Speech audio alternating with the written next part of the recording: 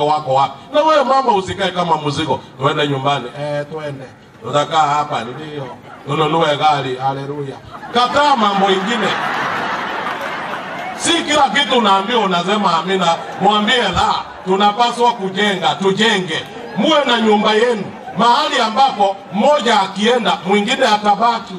Halafu na watoto watakuwa wakisema kuone wapi. Saa zote unasema unakimbia Christmas, unakimbia holiday, unakimbia wapi? Lakini nyumba yako iko wapi? Unaweza kuonyesha mtu nyumba yako iko wapi?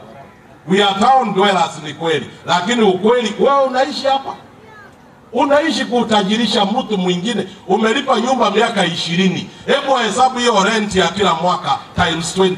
Ya kila mwezi times 12 times 20.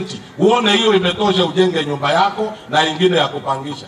Panga, ona na uweze kuwa na maono. La sivyo ndio unaona unaanza ukasirika ukisema kanisa halina upendo. Si kanisa halina upendo, ni wewe mwenyewe hauna maono. Na ukweli, enda ujiangalie kwa kioo leo. Ujiangalie, uliza Mungu, mtu wa aina yangu kweli hana maono? Hana maono, uangalie.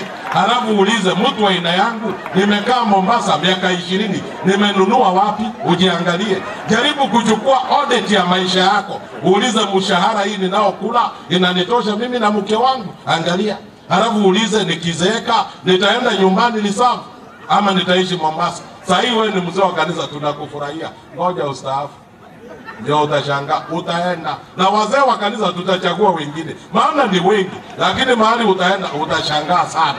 Wacha nikuambie, wanaume wote, haleluya. Mungu akubariki mwanaume na uweze kuwa na maono. Ni kwa nini wanaume wanakufa mapema? Mungu akubariki. Na kina mama, Bwana awabariki.